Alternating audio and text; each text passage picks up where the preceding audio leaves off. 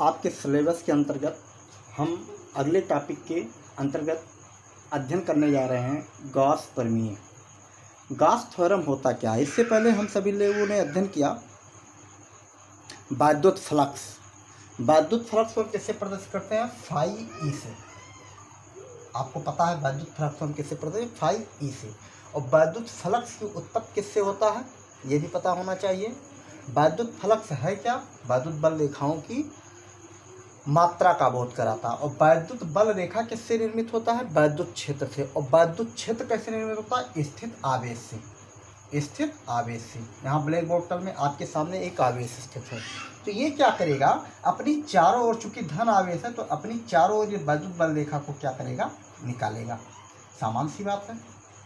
और इसी चारों ओर जो इसके निकल रहे हैं वैद्युत बल रेखा, इसकी जो संख्या होती है उसी को हम आप क्या कहते हैं? वैद्युत फ्लक्स। इसका मतलब यहाँ पर अगर आवेश आपका Q है, यहाँ पर अगर आपका आवेश Q है और इसके द्वारा कुल निकाले गए फ्लक्स की मात्रा फाई ई है, फाई ई है। और ये यहाँ पर चार्ज क्या है आपका? इसके अंदर चार्ज क्या है आपका? Q है। अब यहाँ पर एक बंद पृष्ठ की हम कल्पना करें, अगर ऐसे हम मिलान कर दें तो एक बंद पृष्ठ बन जाएगा 3D में। जैसे आपका पानी का फुहारा फेंकता है चारों दृष्टि में, ठीक उसी प्रकार ये 3D गेंद के आकार का बन जाएगा। ऐसे आप कल्पना करें, किसी गेंद के सेंटर पर अगर हम यहाँ पर Q आवेश रख दें तो ये क्या करेगा? वैद्युत बल रेखाओं को चारों ओर क्या करेगा? वितरित करेगा। जैसे ऊन के गोले में हम क्या करें? सलाई को क्या करें? सलाई जानते हो ना, जिसके द्वारा स्वेटर बुना जाता है। ये ऊन का एक गोला है। ऐसे ऐसे हम क्या करते हैं? सलाई को ऐसे ऐसे छेद करके हम उससे निकाल देते हैं। ये 3D आकृति में है। अब ये जो 3D आकृति में आपका निकल रहा है, यहाँ पर ये वैद्युत बल रेखाएं हैं। इन वैद्युत बल रेखाओं को की मात्रा को हम क्या कहते हैं? वैद्युत फ्लक्स, फाई ई। और ये जो वैद्युत फ्लक्स का निर्माण हो रहा है, इसके लिए जिम्मेदार कौन है? स्थित आवेश है। इसके लिए जिम्मेदार कौन है? स्थित आवेश। और ये जो संख्याएं निकल रही हैं, इसका नाम क्या है? Phi E. इसका मतलब गॉस थ्योरम जो है ये बताता है किसी बंद पृष्ठ से निकलने वाली वैद्युत फ्लक्स फाई ई और बंद पृष्ठ के भीतर नेट आवेश Q में क्या करता है? संबंध बताता है। क्या बताता है? संबंध। ये रिलेशन डिनोट करता है इलेक्ट्रिक फ्लक्स और नेट आपका चार्ज में। ओके, यह प्रमेय जो है वैद्युत फ्लक्स फाई ई व नेट आवेश Q में क्या करता है? ये संबंध बताता है। अब ये संबंध जो बता रहा है, जैसे संबंध होता है, जैसे कहा जाता है कि सत्येंद्र मौर्य जो हैं दुर्गेश यादव का 3 गुना बड़ा है। क्यों बच्चों? सही है ना? हाँ सही है। अच्छा, 3 गुना का मतलब क्या होता है? इसका मतलब दुर्गेश में 3 का गुणा कर दिया जाए तब जाकर आपके सत्येंद्र मौर्य के बराबर हो जाएंगे। ठीक उसी प्रकार यहाँ पर क्या बताता है? ये बताता है आपका यह प्रमेय वैद्युत फ्लक्स फाई तथा नेट आवेश Q में संबंध बता रहा है। अब ये क्या बता रहा है? यहाँ सोचने वाली बात है। ये बताता है जो फ्लक्स की मात्रा होती है फाई ई जो होता है, फाई ई जो होता है Q का कितना गुना? एप्सिलॉन 0 गुना होता है। फाई ई जो बताता है नेट आवेश का कितना गुना?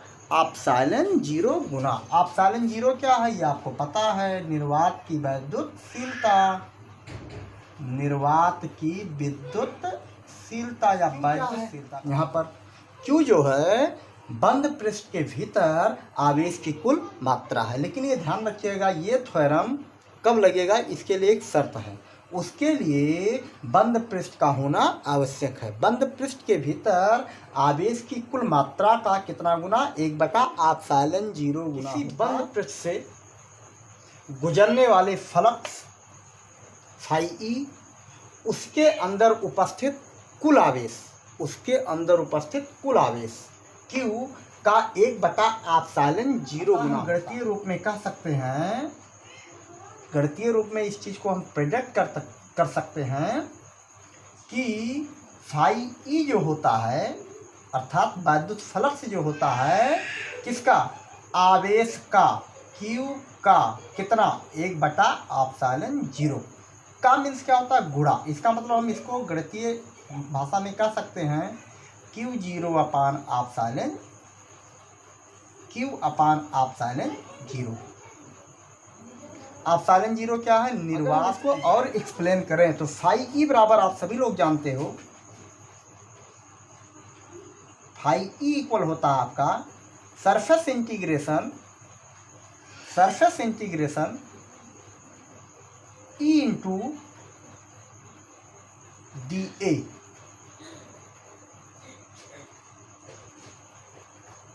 सो return above equation return phi E equal close integration surface का कैसा क्लोज इंटीग्रेशन, क्योंकि यहाँ बंद पृष्ठ है तो इसके लिए आपका फार्मूला हो जाएगा E इंटू डी ए इक्वल हो जाएगा आपका Q अपान आप साइलेंट जीरो। इस प्रकार इसको हम गणितीय रूप में इस प्रकार से भी निरूपित कर सकते हैं। अब हम के बारे में चर्चा करते हैं।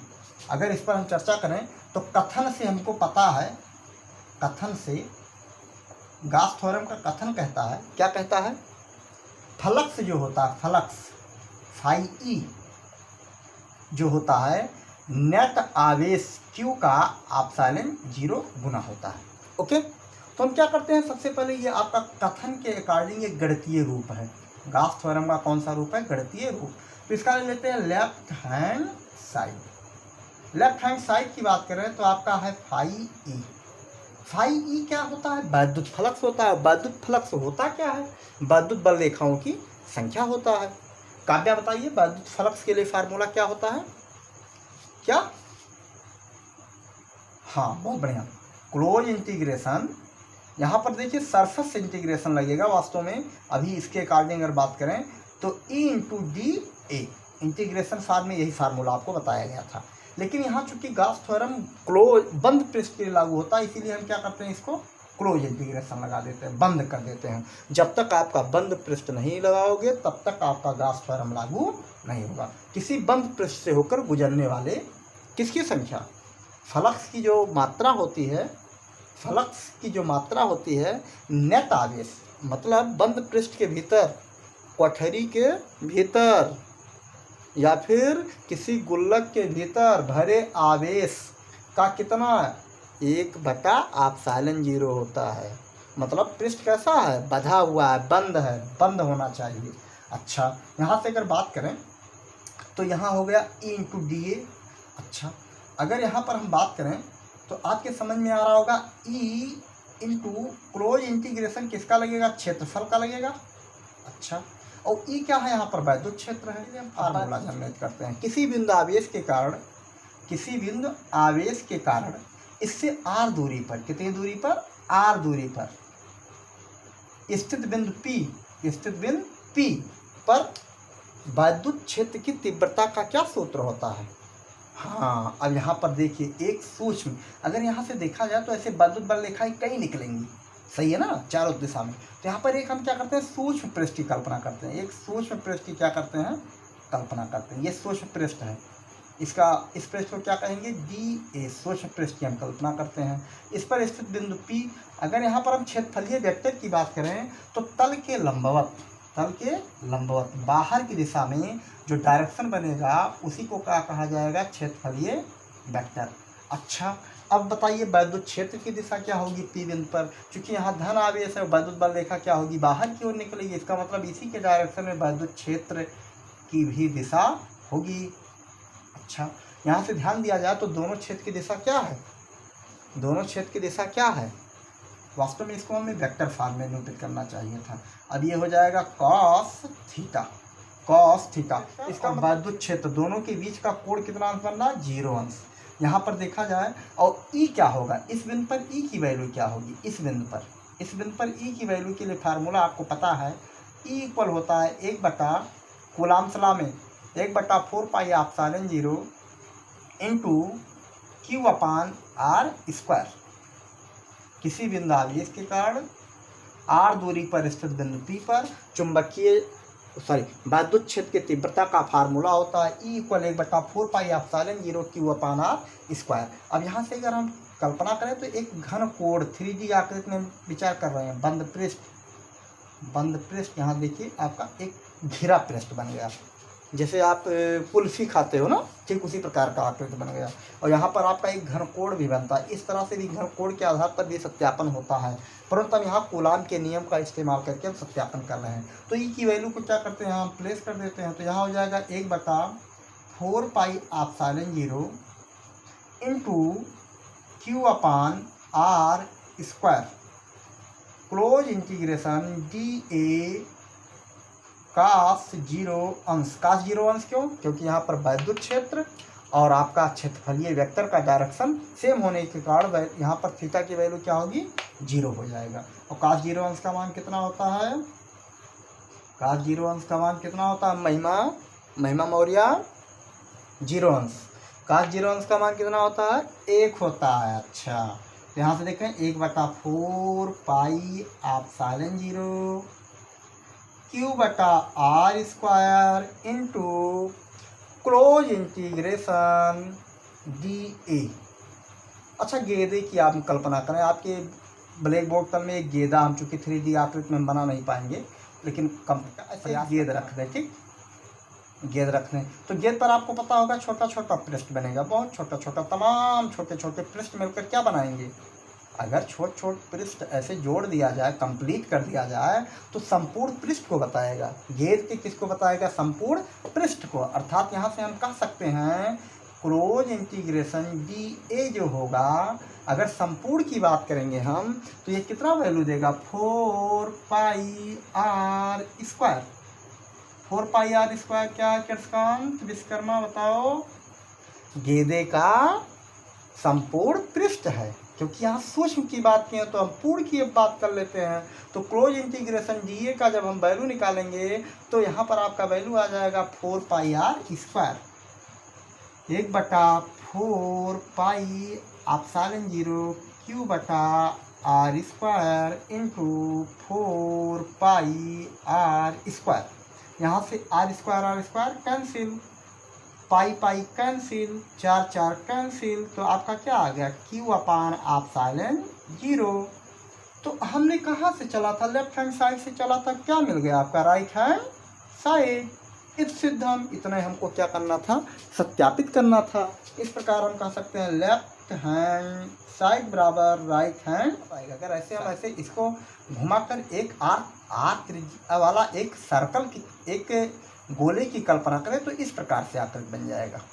एक गोले की हम कल्पना करें तो शायद कुछ इस प्रकार से चित्र बन जाएगा, सही है ना।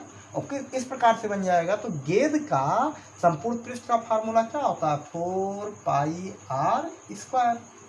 4 पाई R² ही रख दिया गया। यहाँ पर एक पृष्ठ की हम कल्पना करेंगे। वास्तव में ये सूक्ष्म खंड के लिए हमने बात किया था, ऐसे पूर्ण खंड के लिए बात करेंगे तो यहाँ पर क्या बताएगा, आपका संपूर्ण पृष्ठ बताएगा। इस प्रकार से हमने देखा कि गॉस परमीय जो है ये सत्य है कि फलक से जो होता है किसका, बंद पृष्ठ के भीतर रखे आवेश का कितना, 1/एप्सिलॉन 0 गुना। विचार करें किसी बंद पृष्ठ में कुल आवेश का मान क्या हो जाए, 0 हो जाए, तो फलक की वैल्यू क्या हो जाएगी, 0 हो जाएगी। कॉमन सी बात है। यदि अनेक आवेश हैं किसी बंद पृष्ठ के भीतर, अनेक आवेश है, Q1 Q2 Q3, जैसे ये मान लेते हैं एक आपके सामने एक चित्र रखा गया, इसके अंदर अनेक आवेश है, Q1 हो गया, Q2 हो गया, Q3 हो गया, तब आपका फार्मूला क्या हो जाएगा, तो कुल आवेशों का बीजगणितीय योग, इसका मतलब फाई E इक्वल हो जाएगा Q1 + Q2 + Q3 अपान एप्सिलॉन 0। कुल आवेशों का क्या, योगफल का 1/एप्सिलॉन 0 गुना हो जाएगा। तो जैसे हम सभी लोग कूलाम नियम भी पढ़ चुके हैं, कूलाम नियम से भी वैद्युत क्षेत्र का क्या करते हैं, तीव्रता या वैद्युत क्षेत्र के लिए सूत्र का क्या करते हैं, हम उत्पत्ति करते हैं। परंतु कूलाम का नियम बिंदु आवेश के लिए लागू होता है। यहाँ पर गॉस थ्योरम जो है बिंदु आवेश के लिए नहीं, सतत आवेश के लिए लागू होता है। जहाँ पर कूलाम का नियम का इस्तेमाल करके हम वैद्युत क्षेत्र की तीव्रता नहीं निकाल सकते हैं या सूत्र का निगमन नहीं कर पाते हैं, वहाँ पर हम क्या करते हैं, गॉस परिमेय का इस्तेमाल करके वैद्युत क्षेत्र की गणना आसानी से कर लेते हैं। अगर आप ध्यान से देखें तो कोई घन है आपका, ये घन आपके सामने एक आकृति बना देते हैं, घन, ठीक, घन आपको पता है किस प्रकार की आकृति होती है? हाँ, बहुत बढ़िया। दीपिका मौर्य, किस प्रकार की आकृति होती है? 3D। सही है। ये मान लेते हैं यहाँ सेंटर पर हम क्या करते हैं, 10 माइक्रोकूलाम का आवेश हम क्या करते हैं, रख देते हैं।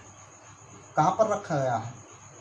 सेंटर पर रखा गया है। किसके सेंटर पर? घन के केंद्र पर रखा गया है। तो ये प्रश्न कह रहा है घन के सभी फलक से निकलने वाली, घन के सभी फलक जानते हो क्या होता है?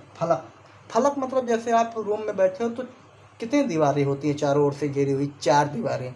लेकिन नियमतः अगर सोचा जाए तो 6 दीवारें होंगी। आपके दाएं बाएं ऊपर नीचे, दाएं बाएं ऊपर नीचे आगे पीछे कुल कितने हो जाएंगे? 6 दीवार हो जाएंगी। इस प्रकार घन में कुल कितने फलक होंगे? 6 होंगे। 1 2 3 4 5, एक कोई छूट रहा, ये ऊपर वाला एक छूट रहा है, उसको हम नहीं निरूपित कर पा रहे हैं। ऊपर वाले सतह को ये 6 हो जाएगा। कुल फलक की संख्या कितनी होगी? 6। इसका मतलब आपको दिया है यहाँ पर देखा जाए तो Q इक्वल क्या दिया है आपका? 10 गुणे 10⁻⁶ गुलाम आवेश दिया गया। तो फलक की पहले केस में आपको गणना करना है, पहले केस में आपको बताना है फलक की गणना करना है। तो फाई ई वैद्युत फलक निकालना, फाई ई बराबर होता है Q/ε0। तो Q की वैल्यू कितनी है? 10 × 10⁻⁶ डिवाइड बाई ε0 की वैल्यू कितनी होती है? 8.85 गुणे 10⁻12। अगर इसको हम हल कर दें तो आसानी से हम क्या कर सकते हैं, रिजल्ट पर पहुँच। यदि हम एक फलक से निकलने वाले फ्लक्स की गणना करना है, एक फलक से निकलने वाली फ्लक्स की गणना करना हो तो इसमें कुल कितने फ्लक्स हैं? 6। तो इसका मतलब ये क्या हो जाएगा? 1/6 Q/ε0 1/6 इंटू 10 × 10⁻⁶ 8.8 5 × 10⁻12। यहाँ पर आप सॉल्व कर लीजिए, जो आंसर आएगा प्रत्येक के लिए ये आंसर हो जाएगा। ये आपका आया है संपूर्ण पृष्ठ के लिए, ये आया है केवल एक पृष्ठ के लिए, क्योंकि इसमें कितने पृष्ठ होते हैं? 6 पृष्ठ। इस प्रकार से आसानी से हम क्या कर सकते हैं, गॉस प्रमेय का इस्तेमाल करके फलक्स की गणना हम आसानी से कर सकते हैं। धन्यवाद।